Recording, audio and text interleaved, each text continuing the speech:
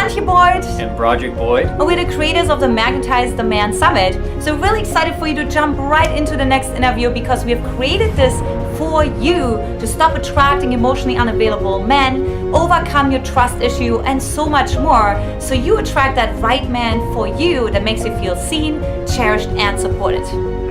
Can't wait to see you inside the interview and get you on the path to magnetizing your man once and for all.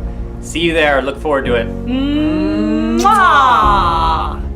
Hey, it's Antia Boyd with the Magnetize The Man Summit, where single successful women crack the attraction code and live their happily ever after. And look, ladies, let's face it, there is no happily ever after if you don't even trust the man, which is why I invited this most amazing expert here with me today, which is Clayton Osen. Hi, Clayton. Hey, how's it going? Thanks for having me on. I'm so excited to have this really groundbreaking conversation with you because we really need to tell the truth. Because oftentimes that's really what's kind of left out of the whole conversation in dating.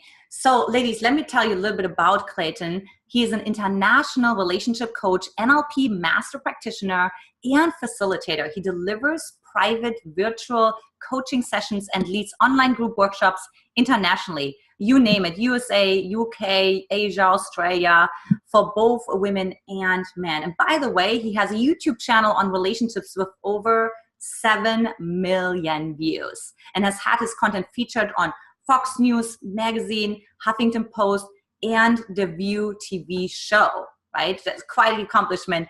And let me tell you, people see Clayton when they want to transform their romantic relationships in life, working with all stages of their relationships, including getting started, mending, or even moving on. You know, that happens too. And more importantly, they feel at peace, clear, and happy with their choices they make. So welcome, Clayton. Yeah, thank you. Quite the introduction. And ladies, you're really in for a treat. This is going to be really deep. So buckle your seatbelts, take a seat, have a hot cup of tea, because this is going to be a really different kind of conversation here. So Clayton, tell us a little bit about why love? Like, how did you get into this? Why you're not like an engineer or you're, you know what I mean, working at a bank or whatever. You could have done so many different things, right?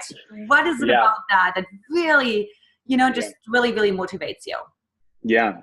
Thank you for the question. I love that. And those were all possibilities at one point. You know, I was in my 20s and I was in the corporate world for a while. And I had taken a lot of the self-development and understanding of language and how to influence and social dynamics that I had learned in my late teens and early 20s into the corporate world, thinking, well, I can use all of this to make money and I can be a career salesman and build relationships and really set myself up to have a wonderful life. Now, I had gotten into NLP when I was around 18. I had my father had passed away of lung cancer, and that was really the catalyst that set me into this journey of really finding out who I was and what kind of man that I wanted to be, because the model for a man had faded into beyond the veil. So it really was the driving force for me to begin to intentionally create my identity, intentionally begin to understand what a healthy relationship looks like, because I realized I didn't have the best models growing up. So into my 20s, I was in the corporate world, and there was something incredibly sexy and polished about that.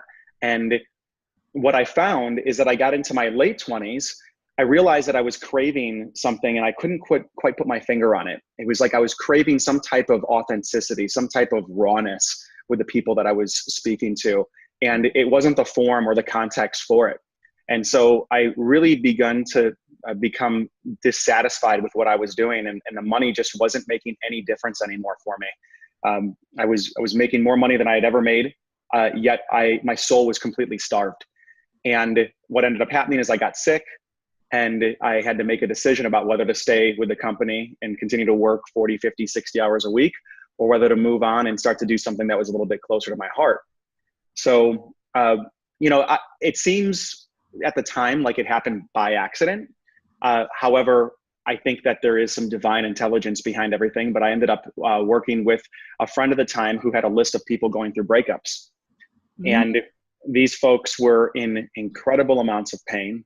They were looking for closure. Some of them that were looking to repair the relationship. Some of them wanted to move on powerfully and never repeat the same mistakes again. And I just really threw myself into the deep end of the pool and started working with these folks one-on-one.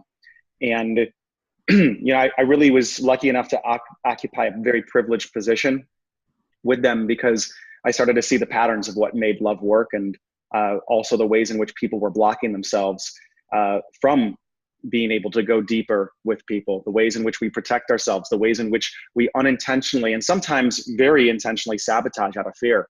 And after talking and working with over 1,000 people, there's just a matrix that began to evolve, and a certain intuition or spider sense that started to come online around relationship. And talking about relationship, talking about what makes successful relationships work, what makes dating work, what makes being able to be yourself in connection with another work. All of that is so deeply connected with my journey. It's not like I'm sitting over here with all of the answers. This is something that I am deeply entrenched in learning and on the path to, and will probably be on that path my entire life, learning lessons. And I'm incredibly happy that I get to explore this with people and really work on myself in the process. So it makes me feel incredibly alive, and it's something that I've grown to love even more, ironically, being in the love coaching field. Oh, I love that so much. And that's really what I'm getting about you, Clayton. You're so much about truth and what motivates you. I mean, that's really something that's so different about you, that you're not just about the usual mojo, but really like seeing like what's the truth here. Like, that's really the best, like what you called like rawness, right? Like just really this, which really drew me to you, because I'm the same way. I'm like, let's go deep. You know what I mean? Who cares about all this fluff on the outside? Let's tell the truth, even if it's uncomfortable. Yeah.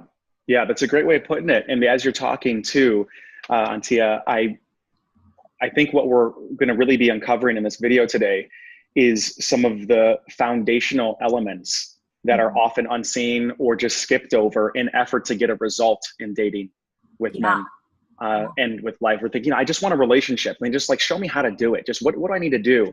And what I'm really excited for about today is that we're going to be talking about something that is at the very core of what makes all this work. And that when you have an integrity around the truth, an integrity around truth in your own life, it makes relationships, flirting, dating, all of that comes so much more effortlessly. And there's a way that you can even metabolize the upsets that inevitably happen in dating, with breakups and with lost love, in a way that adds real meaning to it and allows you to move forward and be a better person because of it, not in spite of it.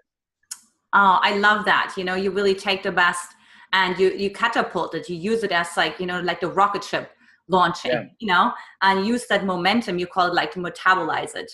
Which I love that so much. Yeah. So Clayton, let's talk about it. I mean, so many women, they just don't know what is trust. How do I know when I trust a man? Where do I even start? Yeah, great question. So from what I've seen, the most amount of suffering that happens in relationships happens from not allowing yourself to be fully in. It happens from not allowing your true self to actually come into the interactions, even in the beginning stages of dating. It happens from not being able to speak your truth in relationships with another person. And so how I see trust, just to define it in the background of how it relates to relationship, is really, it is the lifeblood of what makes relationship work. Because in order to make a relationship work, there's a certain amount of risk that one has to put themselves in. If you are going on a date, there's a certain amount of risk that you're putting in. You might risk rejection. You might risk wasting your time. You might risk having your heart broken. And so in order to make anything grow in life, it takes some risk. And what enables you to take risk? Well, what enables you to take risk is there's a certain level of trust there that you are going to be able to do this, that you deserve this, that there is something that's possible that can be created. So what happens when we trust? Let's just maybe talk a little bit about that, because I really want to, in some ways, sell the viewer that's watching this on why trust is so important. When you can trust in dating, in men, in life, it allows you to show up as sexy. It allows you to show up in your full expression of playfulness. It allows you to actually open your heart and for people to see who you really are so they can determine whether they are compatible and want a relationship with you. Trust is what allows you to reveal those parts of yourself, those vulnerable parts of yourself that people actually connect with. And trust also allows you to actually receive another person's gifts fully as well. And so on the other side of things, if you're not trusting, if there is this kind of guilty until proven innocent mentality that you have in your dating life, how people and the impact that it will have on men is that they will see you as someone that it almost takes too much work. It comes off as it's this veneer of baggage that is just, it's too hard to break through. It can also impact a man where he may feel like it's just too much of an uphill battle, and he will experience a sense of inadequacy when he's with you, whether he articulates that out loud or not. So it really gets in the way and stifles the connection. So that's the benefit of trust. I'm just going to pause right there. Does that make sense? Yeah, absolutely. I really love the reflection from you about the inadequacy that a man feels. Like, I've never heard that before. Can you say a little bit more about that, like what that actually means for a man? Yeah. So I'm a firm believer. I mean, I will draw from my own personal experience as well as the hundreds of guys that I've worked with, but men on some deep level are either they say this, either they have the language around it or not, but they're wanting to impact the woman that they're with. They're wanting to feel that they can either impact her emotionally, physically, spiritually, that there's some place in her life for him, that there's some way that he can, in many ways, penetrate through her defenses into her presence, and there's a place for him there, and for him to be seen and for him to be held. And if there's no trust there, there's almost this impenetrable defense that he comes into contact with the woman. And what often happens, and this is a result of a woman that's not trusting, is the men that are committed to, say, breaking through that defense are typically conquestors. Guys that are like really looking for the challenge, but once they get the challenge, they leave the woman after that. So the defense of not trusting can often attract the wrong type of guy. And this is another, let's just say, disadvantage of not trusting, is that you end up attracting other people that are not trusting as well. And it becomes a self-fulfilling prophecy where you're just confirming perhaps more negative beliefs you have about men, given the way that you're showing up in dating. You know, that's such a good point, that that conqueror, or whatever we want to call him, is actually maybe not even trusting himself as well, that he is just acting because of societal pressures, or maybe he was part of a football team or whatever, right? But he's actually not checking in with his heart or his integrity as a man. Am I really interested in this woman, or I just want to be, we see that on so many, bachelorette, things like that, right? Where it's just like, it's just this one bachelorette, so we're all pursuing her, no matter if we like her or not. So it's like coming from this ego versus really, am I really truly interested in this woman? Yeah. And he might not be being honest about it either. Even if he is just interested in say, just a casual hookup, he might not be actually saying that because he's not trusting that that is valid within him. So he's not even being honest, which just perpetuates this, the experiences that many people watching this might have had of, well, men just want sex and men just want this and that. And it's easy to find evidence for that. It really is easy to find evidence for that if that's what you're looking for. But the invitation in this is to begin shifting your perspective so that you can start to find and look for the type of men that are actually in line with the things that you want in life, because they are out there. That's such a breakthrough. I mean, ladies, I just want to pause it for a second and just really take that in, what Clayton just said. Like that maybe you were about the alpha male who pursues you, and, but then, and I hear that from my clients too, that say, well, he pursued me, but then he just kind of didn't communicate for a whole week after we went on the first few dates. Yeah. So what can a woman do to now shift that? Maybe not necessarily with this particular man, but to start attracting men that not only she can trust, but also who trust themselves. like men who trust themselves? Right. So I've broken it into 3 categories, and we can touch on each one and hopefully point in the direction that can get people to begin moving towards this on the path. Yeah. And it's just something to begin contemplating, looking at in your own life, just perhaps beginning to open up some of these distinctions and notice what you can start to live into more fully. So the first one is being able to trust in yourself. The second one is being able to start to trust men. And the third one is to be able to trust in life. And I would say that all of these happen concurrently, but we can talk about each one of them and what that begins to look like. Because when you're able to trust in self, you're able to trust in him, and you're able to trust in life, relationship has oil on it at that point, and things start to move into place. And where I would say that it really does start, though, is in being able to trust yourself. One way that I see that women and men don't actually trust themselves is that the first thing they do, the first way that they actually betray themselves and break trust with themselves is by trying to be what someone else wants. Because they're not actually trusting themselves that they are good enough to be good enough for the other person. So they are not trusting their value if they were to show up fully with, say, their needs, their wants, their boundaries, the things that they really want. And what ends up happening is, because they're not voicing those things, is they may start to contort who they are and notice how the other person responds and try to be and chameleon whatever it is that they think the other person wants, so they can be that. And right there, they've created the first violation in themselves, which is they're not trusting in themselves now.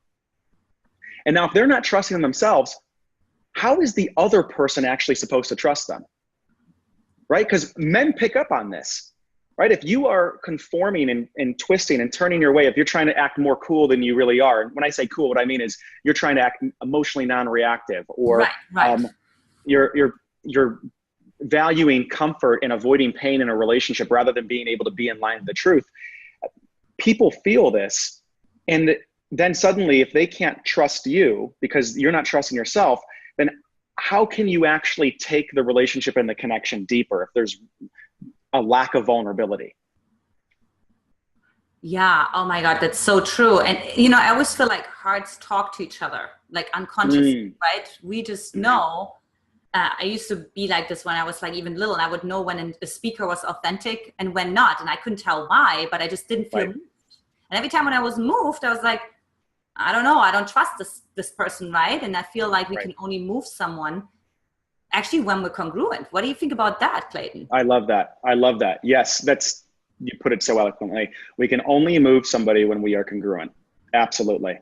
And so what this comes down to, I would say, if we're looking now, we're talking about the concept, and if we were to put this into almost a tactical commitment of one that I want to invite people into, is to start trusting yourself by telling the truth. Start telling the truth in your life. Notice the places where you're lying to other people. Notice the places where you're lying to yourself, and commit to no longer doing that. Because what we're wanting here is for you to develop a right relationship with the truth. And you can't have a right relationship with the truth if you're denying it in your own life. So what that means is, in a relationship, it might be that you need to say when you're upset. You need to be able to draw clear boundaries when you feel the need to. You need to ask for closeness when you want it, right? Not demand it, right? There's ways of doing this. Not making the other person wrong or accusing them, but being able to genuinely ask for what you need in a relationship.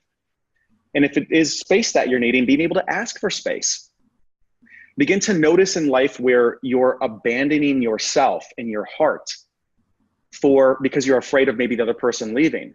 And I'll say this, look, if you lose yourself, if you abandon yourself in dating, if you abandon your truth in a relationship, it's not going to be that much long after when your partner abandons you, because they're just going to follow suit.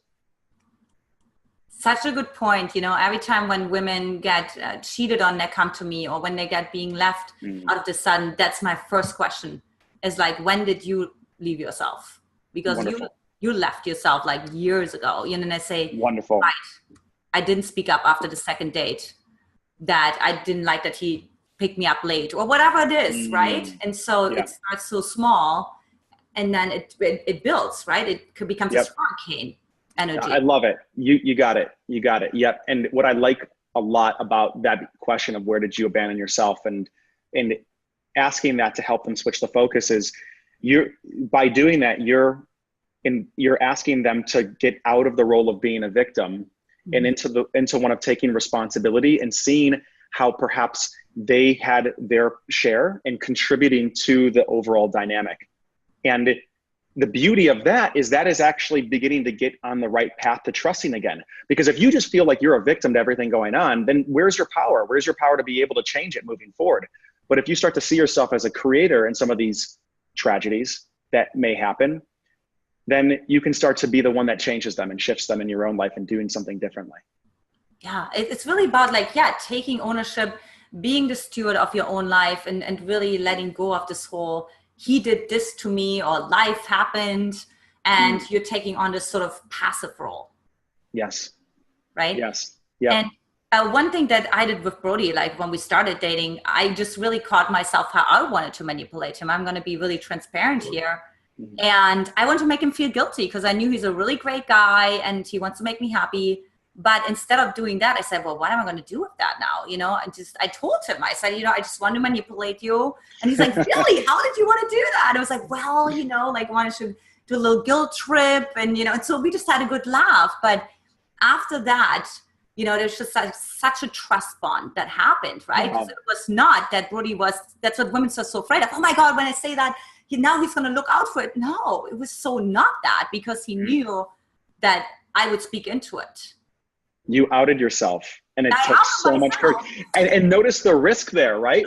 Notice the risk, right? To take the intimacy deeper with him, you had to risk saying that, which could blow things up. But at the same time, look at what it did to your relationship. It brought it deeper. Yeah, absolutely. That's why we're even telling people, do some sort of shadow ceremony, something where you acknowledge everything you don't want to acknowledge, everything that you don't want to be seen as, whatever, as selfish or arrogant, or I don't know what it is, you know what I mean? Whatever you judge yourself for. Say, I can be a selfish bitch. Okay, call it a day. But now you said it versus trying to be something else and then getting the withdrawals from the trust bank account, what we talked about. Right. Yeah. And what I'm noticing too, as we're talking about this, if we're just to back up and look at in my head, I'm thinking, what must Antia believe about relationship in order to have this kind of courage and to talk about integrating her shadow in this? And I'm thinking, I'm like, wow, you must really hold that relationship is a platform for you to do your best inner work. Yeah. Right. Yeah. That platform is a place for you to really up level your consciousness and grow as a human being. But something inside of me knew that if I can really be myself, if I can be completely transparent, it's not going to last. So in that way, I didn't have anything to lose. I was 100% sure it's not going to last because I would not feel safe. Let's talk about that. Wow. Wonderful. That's it. Yeah. Well, so what pops to mind immediately, and I heard another coach say this a while back, many years ago, and it's always stuck with me. And what's interesting is that he said, it's not that people can't deal with the inevitable chaos and the ups and downs of the relationship. It's what people can't deal with, and what people end up leaving relationships for is when they're so confused, they don't know where they stand with the other person. That's what is actually completely intolerable, is when you don't know what the heck is going on. And so you have to get out of it. And the whole idea of not knowing what is going on is this massive feeling of just, there's no safety in it. There's no safety in it, right? But if you know where you stand with somebody, if you know that person's angry with you, if you know that person has a problem or there's a boundary or you're feeling this or that, and you're in communication about it. Right? You can have blowout fights. You can have times when you're taking space and the two of you are questioning the relationship. But if you're honest and transparent about it, there's a foundation of safety there, because at least you have a shared reality about what's going on. But the moment you're lying to yourself and to the other person, and you're not in right relationship with the truth, there may not be these fights on the surface, but you're not on the same page. And that's often where relationships and connections end up just completely falling apart. Wow, I'm sure that's such a breakthrough right there for some of the women, because we got it all backwards, right? We're like, oh, once we're all clarity, and that's very vulnerable to be that visible and to be that transparent that our partner knows where we are. Yes. But what a great distinction that is. Yeah, thank you. And yeah, that was co-created right there for sure. No, take all the credit for it, you know. All right, I'll take all the credit for it. Or the coach friend that I had who can take credit for it. So I think that this is a good segue to move into trusting the masculine a bit. And I want to just talk about, so we're talking a little bit about the benefits of trusting for the woman, right? Is what this does to you and what it can do to the relationship, and the potential and the way that it creates a runway for the relationship to really take off and reach new heights. And from a man's perspective, I want to just talk about the gift that is given to a man when you trust him.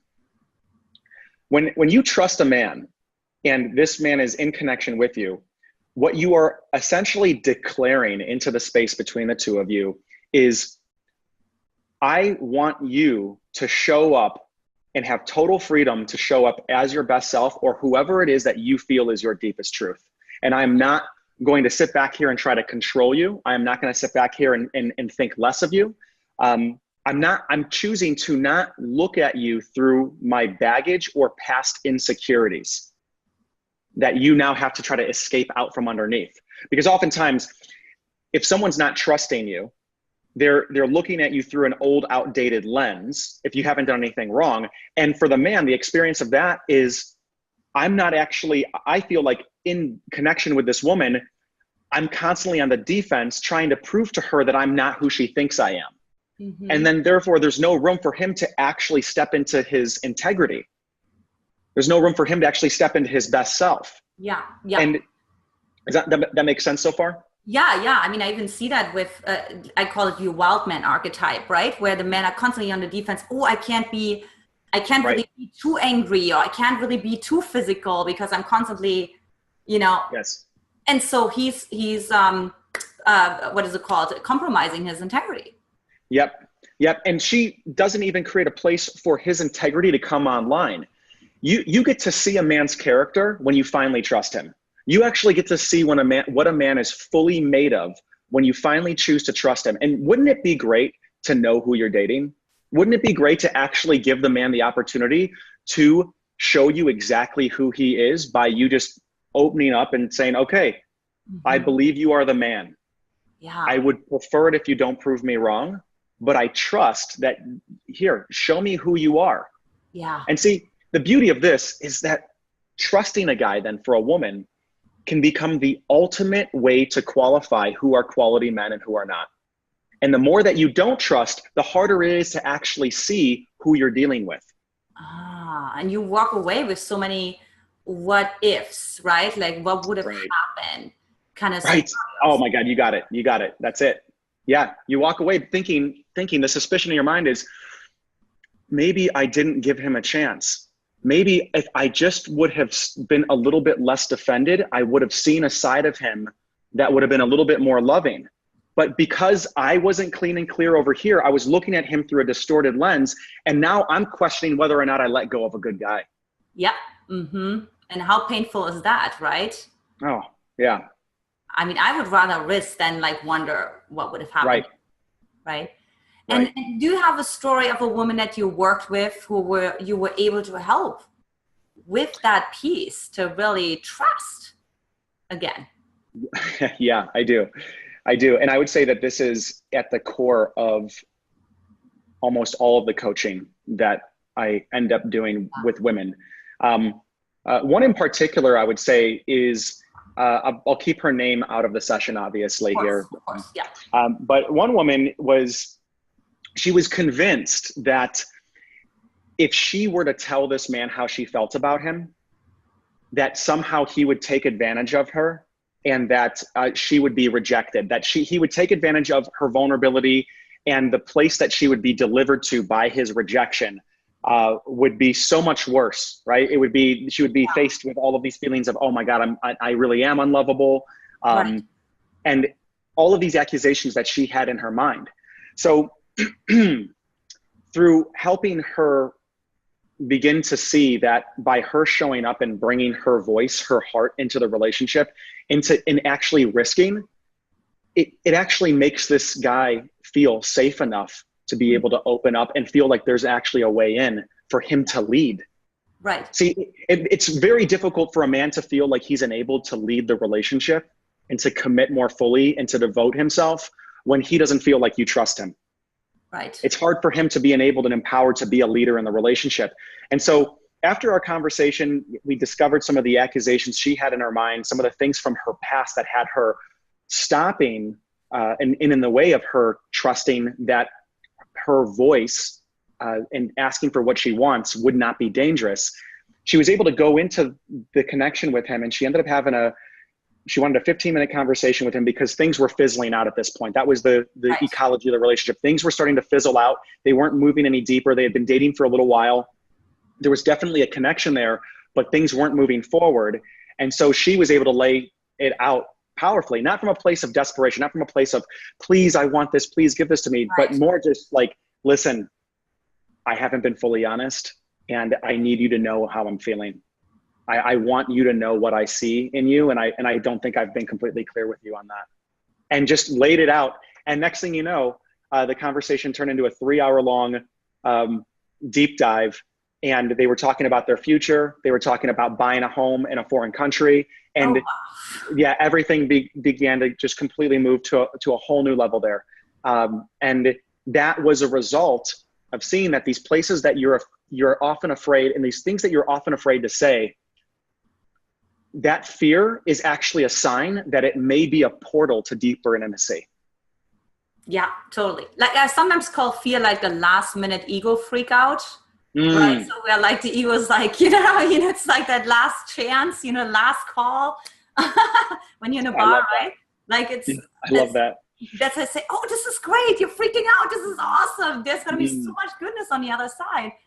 Right. But I know it's easier. I know it's easy for me to say that I'm on the other side. So I get the fear.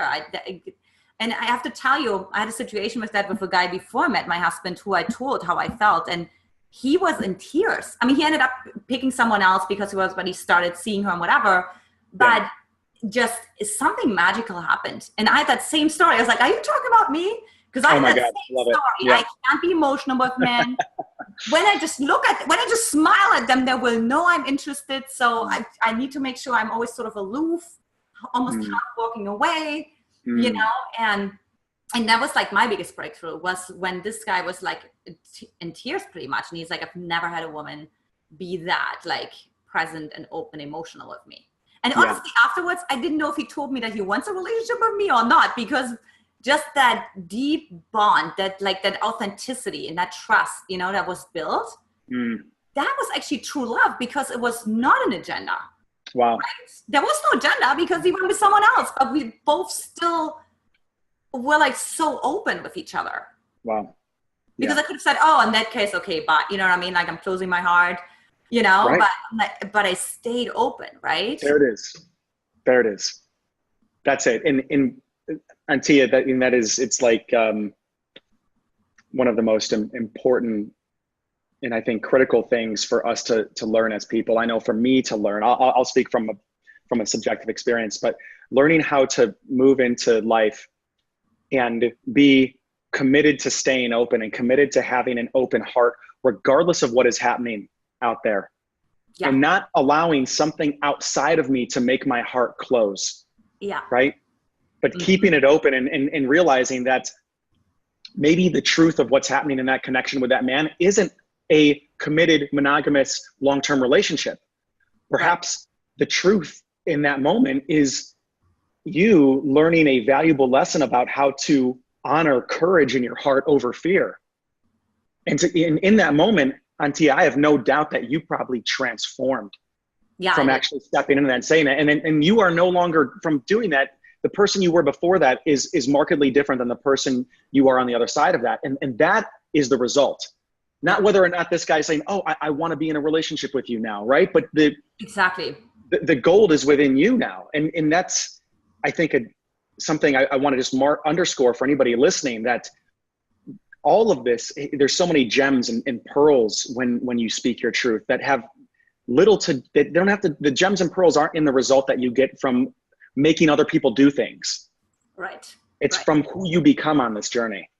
Oh, 100%. That it's so true. It's absolutely true. I could talk with you forever. We're already way over, but it doesn't matter. It was so amazing and so needed. So ladies, I just really want you to probably watch this again. There's so much here. And I want you to really be honest with yourself, where you are with trusting men and trusting yourself. And do you have one golden nugget for the ladies before we're going into your gift that you have for them too? But what's some golden nugget that they can, take struggling right now, struggling with their own trust issues, right? And that's what attracting the emotionally unavailable men. So what would you tell them? Yeah. The gold nugget, I would say, is two things. One, start to play more in your life. Start to find places where you can just completely play and be a kid. And two, start to look at dating and relationships as an experiment rather than something that you need to go do. Right? Approach it with a complete experimental mindset where it's not about, hey, I'm trying to organize myself in a way where I can get this result, but rather, you know what? I'm going to take some of these ideas that I learned from the summit and I'm going to go have fun with them. Right. I'm going to go out, and it's not about the result. It's actually just, I'm going to go get a result, and whether the results is good or bad, I'm actually getting more in touch with the truth by going out there and taking action. So go mess up a bunch, go have fun, go on a number of dates, go waste some time, go just be single if you want. Maybe don't date for a couple months. It's not going anywhere. Right? Work on that connection with yourself. Work on honoring that deep commitment that you have towards yourself to build the best life and the best relationship you can with your heart. And all of the things outside of you will begin to fall into place. Oh, so true. What wisdom. Absolutely. So for the ladies who are gosh, they're glued to the screen, just they're hanging on your every word on your tongue, what is it that you have for them to continue to be in your world and take advantage of much more wisdom that you have to share with them? Yeah. Well, there is a webinar that I put on with another fellow coach of mine called The 3 Keys to Attracting and Keeping a High Quality Man. And it is, I'd say, 60 to 90 minutes of some of the best content that I've produced in the last year. And it talks about the unconscious roles that women play unknowingly that block love. We talk about what's going on inside of a guy's mind, the one question that he might be asking that has him determine whether he commits or not.